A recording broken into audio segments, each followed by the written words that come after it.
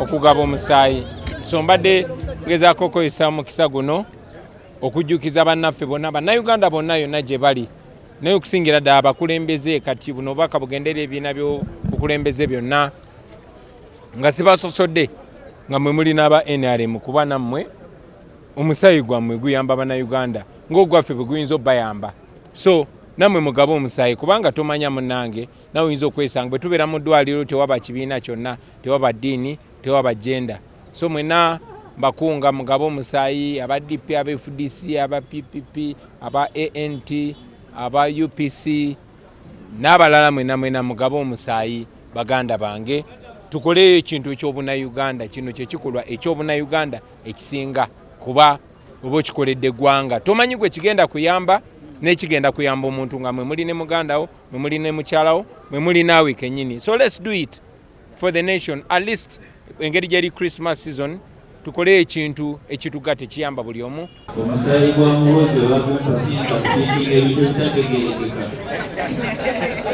Temuteeka mu bintu byammwe.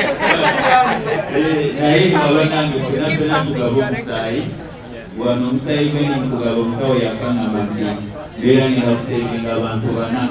Kano akantu kokakukka ndimukusevinga abantu bana. So buli omu aba asobola okusevingayo abantu abana kibeera kyakabinya. Naddala mu season nti obubenje bungi nnyo ebizibu byabo ebigenda mu maaso mu season eno. So buli omu abeeyo abantu abana basaayika gagaba omusaayi. Banange, this is the most Ugandan thing that you can do as a Ugandan. Kino kyekintu ekyobunnayuganda kyoyinza okukola nga munnayuganda. Kyekintu ekisinga okubeera patriotic kyosobola okukola nga munnayuganda. Oba oli wa pate ki, oba oli wa ddiini ki, oba oli wa nzikiriza ki, oba oli wa kabira ki. No matter your tribe, no matter your political party, no matter your religion, no matter your gender, this is the most patriotic thing that you can do as a Ugandan. And you don't have to have any reason other than being human. Ngalumbya bwagambye kati guno omusaayi eno pipa emu yokka gye twakawaayo Dr. tugambye esobola okusevinga okutaasa abantu bana. Tekyetaagisa oba oli wa ggwanga ki, oba oli wa ddiini ki, oba oli wa kikula ki, omusaayi okugugaba kikulu nnyo.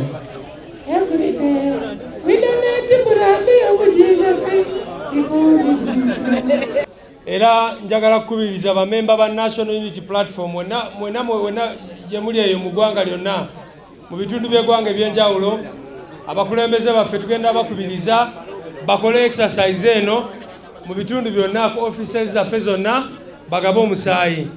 Kye tusaba aba Uganda Blood Transfusion Services bwe tubatuukirira mu bitundu by'eggwanga ebyenjawulo mu tuwa obudde abantu baffe kubanga ffe abasinga abantu abangi mu ggwanga lino basobole okugaba omusaayi tutaase obulamu bwabo abagwetaaga.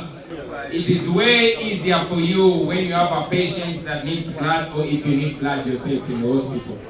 So please invest in life by donating blood. Omusawo atugambye nti bw'obeera ng'olina kadi bw'eti n'obeera n'omulwadde oba alwadde ki oba afunye accident naye n'otuuka mu ddwaliro nga yeetaaga okuteekebwako omusaayi ecupa z'omusaayi bwe kikwanguyira nnyo okusinga omuntu atagabangako ku musaayi.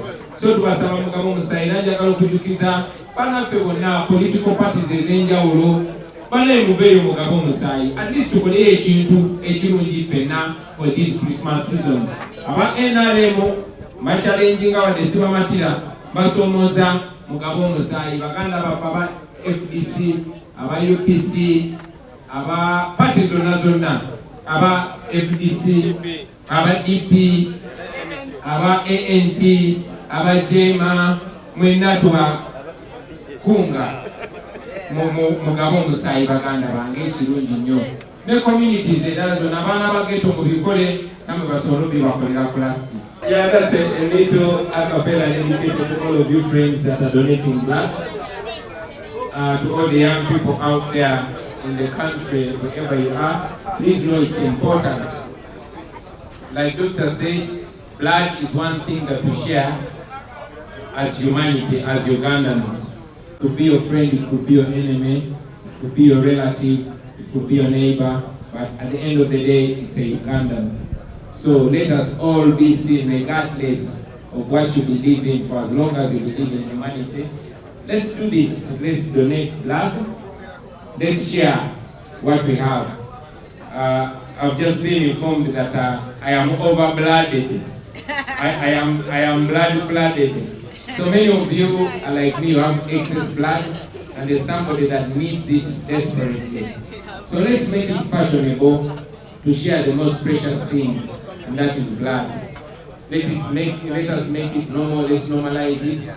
Let us share blood with those that need it, because somewhere, somehow, we're also encouraging somebody to share with you. So let's do it. Where's the media? Abanayuganda njagala okubajjukiza mikwano gyaffe nti omusaayi tegulina kkolero. Omusaayi bwe gubeera nga gwe gwetaagisa tewabeera ggezi ddala lyonna. Omusawo ne bw'abeera yatendekebwa atya nga yeetaaga musaayi tasobola kubeera n'adduka wagenda n'agugula.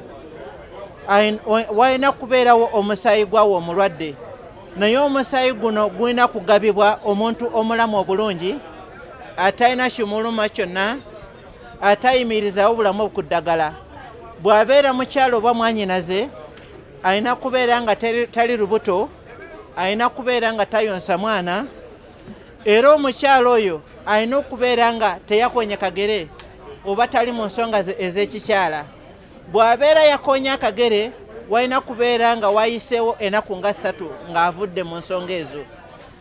Ekisinga ddala obukulu ekirala, tulina ne bannaffe bwe tutakkiriza gaba musaayi, bannaffe abalina obulwadde obw'olukonvuba, bannaffe abalina obulwadde bwa mukenenya tebagaba musaayi, bannaffe abalina obulwadde bwa sikosero tebagaba musaayi, abalwadde ba kansa tebagaba musaayi, abalwadde ba nalubiri sikosero tebagaba musaayi, bannaffe abalwadde ba sukaali tebagaba musaayi, bannaffe abalwadde b'omutwe naddala abagwa ensimbu tebagaba musaayi, bannaffe abo abalejjesa omukwano tebagaba musaayi. Naddala oyinza kubeera nga oli musajja oli olinga kaguwa ka mu ngatto oyagala kuyita buli mukanya, tetukukkiriza gaba musaayi olw'ensonga nti bw'obeera nga avuga motoka ku kkubo, motoka yo givuga ndiima, akadde koona oyinza okuggwaawo. Kati omuntu oyo alejjesa omukwano leero ayinza okufuna kabootongo, enkya n'afuna siriimu, luli n'afuna enziku. Kati ate omusaayi gwe twetaaga gwe mulamu. Omuntu tulina okumuwa omusaayi omulamu. Omusaayi tuzze ogukuŋŋaanya wano we tuli kubanga bannaffe bano baatutuukirira mu mwezi gwali gwa 7 nga baagala okukola enteekateeka ey'okugaba omusaayi. Naye mu budde obwo twali tukoze programs ng'ekitongole ekitereka omusaayi era ekikuŋŋaanya omusaayi mu Uganda yonna, Uganda Blood Transfusion Services, nga programu zaffe tezisobola kutuwa mwaganya kujja kuŋŋaanya musaayi mu budde obwo. Amasomero gaali maggule, mukimanyi bulungi nti abasinga ogaba omusaayi mu Uganda baana ba masomero.